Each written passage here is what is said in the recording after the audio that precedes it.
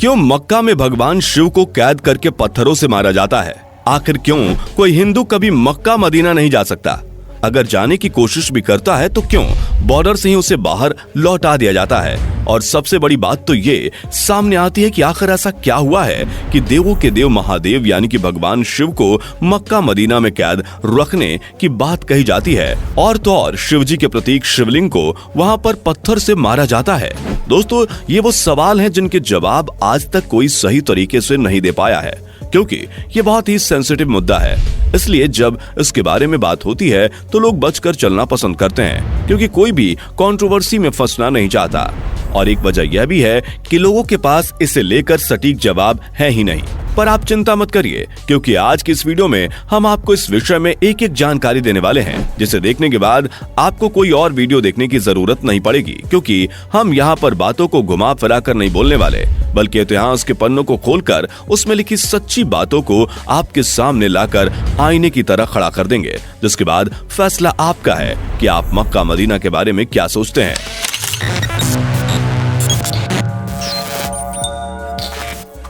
दोस्तों, भगवान शिव और मक्का मदीना के रिश्तों को जानने से पहले आपको ये समझना होगा कि आखिर मक्का मदीना है क्या। हालांकि जो लोग हमारी वीडियोस देखते आ रहे हैं या फिर जो लोग इस्लाम धर्म से ताल्लुक रखते हैं, उन्हें मक्का मदीना के बारे में बड़े अच्छे से मालूम होगा। लेकिन जो नए लोग हैं उनके लिए बता दें कि मक्का मदीना सऊदी अरब में मौजूद दो अलग अलग शहर हैं, जो कि मुसलमानों के बहुत ही पवित्र स्थल माने जाते हैं, या फिर कह लीजिए कि तीर्थ स्थल माने जाते हैं। कहा जाता है कि अगर कोई मुसलमान अपनी जिंदगी में एक बार हज की यात्रा कर ले, यानी कि मक्का मदीना की यात्रा पूरी कर ले, तो उसके सारे पाप धुल जाते हैं और वो सभी दुख तकलीफों से मुक्त हो जाता है। ये ठीक वैसे ही है जैसे हिंदुओं में कहा जाता है कि इंसान अगर 4 धाम की यात्रा कर ले तो वो पूरी तरह से पवित्र हो जाता है और ईश्वर का आशीर्वाद उसके ऊपर सदैव बना रहता है और अब उसे मोक्ष या फिर बैकुंठ प्राप्त होगा। पर दोस्तों, इतनी अच्छी और पवित्र बातों के बीच कुछ ऐसी चीजें भी हैं जो कि हिंदू मुस्लिम के बीच दरार खड़ी कर रही हैं, और उसी के तहत ये कहा जाता है कि भगवान शिव को मक्का मदीना में कैद कर लिया गया है। उनके शिवलिंग को पत्थर से मारा जाता है और लोग तो ये तक कहते हैं कि कोई भी हिंदू आकर अगर शिवलिंग के ऊपर जल चढ़ा देगा तो भगवान शिव वहां से आजाद हो जाएंगे और फिर मुसलमानों के लिए बहुत बड़ी आफत आ जाएगी, जिन्होंने शिव जी को कैद करके रखा है। अब दोस्तों, ऐसे दावे करने वाले तो आपको इंटरनेट पर कई सारे लोग मिल जाएंगे, लेकिन इसकी सच्चाई सामने लाने वाला कोई नहीं है। जिस प्रकार से करोड़ों की संख्या में मुसलमान यहाँ पहुँचते हैं और हज की यात्रा पूरी करते हैं, उससे तो ये बात साफ साफ पता चलती है कि मुसलमानों के लिए कितनी ज्यादा पवित्र जगह है। इतना ही नहीं, मुसलमान इस जगह को इतना पवित्र मानते हैं कि वो भले दुनिया के किसी भी कोने में क्यों ना हो, नमाज पढ़ते समय वो मक्का में मौजूद हज की तरफ मुंह करके ही अपनी नमाज अदा करते हैं। जैसे कि भारत से मक्का पश्चिम दिशा में है, इसलिए हर नमाज पढ़ने वाला इंसान पश्चिम दिशा में मुंह करके नमाज पढ़ता है। असल में इसका इतिहास ऐसा है जो लोगों को इस जगह का दीवाना बना देता है।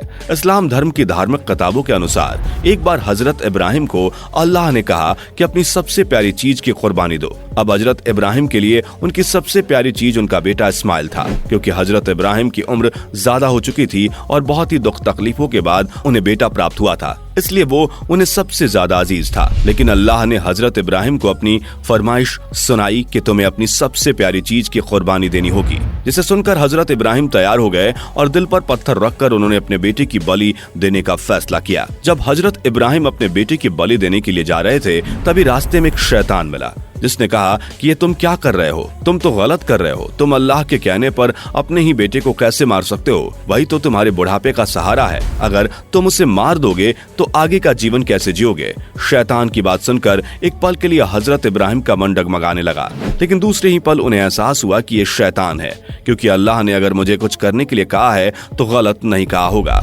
हजरत इब्राहिम के हाथ पैर कांपने लगे, उनका दिल दुख से भर गया। वह अपने बेटे को कुर्बान होते हुए नहीं देख सकते थे, इसलिए उन्होंने अपनी आंखों पर पट्टी बांध ली और एक चाकू ली। हजरत इब्राहिम अपने बेटे की कुर्बानी देने ही वाले थे, तभी अल्लाह ने हजरत इब्राहिम के बेटे की जगह पर वहां पर एक बकरा खड़ा कर दिया, क्योंकि अल्लाह हजरत इब्राहिम के बुढ़ापे का सहारा नहीं छीनना चाहते थे, बल्कि वो तो परीक्षा ले रहे थे।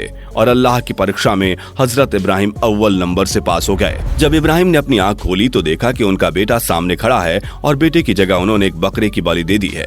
हजरत इब्राहिम समझ गए कि खुदा मेरी परीक्षा ले रहा था और तभी से बकरा ईद नामक त्योहार की शुरुआत हुई। और हाँ, वीडियो की शुरुआत में पत्थरों से जिस चीज को मारने का जिक्र हमने किया वो शिवलिंग नहीं बल्कि वही शैतान है जो हजरत इब्राहिम को खुदा की बात मानने से रोक रहा था।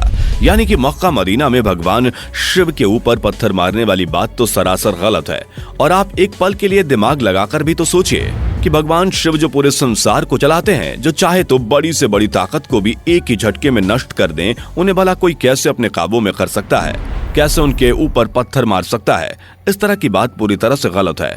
क्योंकि दोस्तों, हिंदू मुस्लिम का नारा तो हम इंसानों ने फैलाया है, वो भी आजादी के बाद से। उससे पहले तो हम सब एक ही थाली में खाकर खुशी खुशी रहने वाले भाइयों जैसे थे और तब ईश्वर अल्लाह एक ही था। लेकिन अब सब कुछ बदल गया है, पर ईश्वर के घर पर कुछ नहीं बदला। तो फिर एक ईश्वर के घर पर दूसरे ईश्वर को कैद रखने का सवाल ही नहीं उठता। असल में दोस्तों, मदीना में प्रोफेट मोहम्मद की कब्र है और मक्का में उनका काबा है। और इस्लाम धर्म के लोगों के लिए काबा सबसे ज्यादा पवित्र माना जाता है। जब कोई भी हज की यात्रा शुरू करता है तो माना जाता है कि उनकी हज की यात्रा तभी पूरी होगी जब वे काबा की परिक्रमा करते हैं और वहां मौजूद खंबे को पत्थर मारते हैं, क्योंकि पत्थर मारकर वो अपने अंदर के शैतान यानी कि बुराइयों को मारते हैं ताकि कोई भी उन्हें खुदा की कही हुई बातों को मानने से ना रोके। इसलिए वे अपने अंदर की सारी बुराइयों को इस पत्थर के जरिए कष्ट पहुंचाते हैं। और हाँ, ये दावा तो पूरी तरह से गलत है कि अगर कोई गैर मुसलमान काबा के ऊपर पानी चढ़ा देगा तो भगवान शिव आजाद हो जाएंगे और मुसलमानों का अंत हो जाएगा, क्योंकि इस बात का कोई भी मतलब नहीं बनता। वहां पर तो भगवान शिव का प्रतीक शिवलिंग मौजूद ही नहीं है। असल में वो पत्थर तो शैतान का प्रतीक है। और दोस्तों, इस पूरी प्रथा की शुरुआत हजरत इब्राहिम के समय से ही हो गई थी। जिस प्रकार से शैतान ने हजरत इब्राहिम को गुमराह करने की कोशिश करी थी, उस तरह से कोई भी गुमराह ना हो, इसलिए जितने भी मुसलमान हैं वो हज की यात्रा बकरा ईद के टाइम पर ही करने जाते हैं। क्योंकि जो बकरा ईद के बाद 3 दिन का समय होता है, ये माना जाता है कि तीसरे दिन अगर वहां पहुंचकर उस शैतान के प्रतीक खंबे को अगर पत्थर से मारा जाए तो उनकी यात्रा पूरी तरह से सफल हो जाएगी। उनके अंदर की सारी बुराइयां, सारे गंदे विचार सब खत्म हो जाएंगे। वैसे तो मुसलमान साल के किसी भी महीने में मक्का मदीना की यात्रा करने पहुंच सकते हैं, यह उनके लिए बहुत ही अच्छा होता है। लेकिन खास तौर पर अगर बकरा ईद के समय हज की यात्रा करी जाए तो यह बहुत ही पवित्र मानी जाती है और उन्हें खुदा के नेक बंदों में गिना जाता है। क्योंकि इस्लाम धर्म की 5 सबसे जरूरी चीजों में से एक हज की यात्रा करना भी है। कुरान पाक के मुताबिक अगर कोई मुसलमान आर्थिक रूप से सक्षम है तो उसे अपने जीवन में एक ना एक बार हज की यात्रा जरूर करनी चाहिए। और दोस्तों, रही बात गैर मुसलमान का मक्का मदीना में प्रवेश न करने की, तो इस तरह के बहुत से मंदिर भी हमारे भारत में मौजूद हैं जहां गैर हिंदू को जाने की मंजूरी नहीं है। और इसके पीछे का लॉजिक बहुत साफ है कि इन मंदिरों में सिर्फ वही लोग जा सकते हैं जो उस भगवान में अपनी सच्ची आस्था रखते हैं और साफ मन से अंदर जाना चाहते हैं। क्योंकि कुछ मंदिर सिर्फ दिखावे के लिए नहीं होते बल्कि वाकई में श्रद्धालुओं के लिए बहुत ही ज्यादा खास हैं। और ठीक यही नियम मक्का मदीना पर भी लागू होता है, जहां हर उस इंसान को इन पवित्र शहरों में प्रवेश करने की मनाही है जो अल्लाह को ना मानता हो, जिसका उस पर विश्वास ना हो। क्योंकि जो अल्लाह के ऊपर विश्वास नहीं करता वो अगर यहाँ पहुंच जाएगा तो जो लोग अल्लाह पर विश्वास करते हैं उन्हें तकलीफ होगी। इसलिए गैर मुसलमान को अंदर नहीं जाने दिया जाता। इसके अलावा कोई भी बात अगर इंटरनेट पर कही जाती है तो वो गलत है, बेबुनियाद है और अफवाह है, जिस पर आपको बिल्कुल भी ध्यान नहीं देना चाहिए और हिंदू मुसलमान के दंगों से दूर रहना चाहिए। बाकी आपका वीडियो पर क्या कहना है कमेंट में जरूर बताइए और ऐसी वीडियोस को देखते रहने के लिए चैनल को सब्सक्राइब करना बिल्कुल भी ना भूलें। धन्यवाद।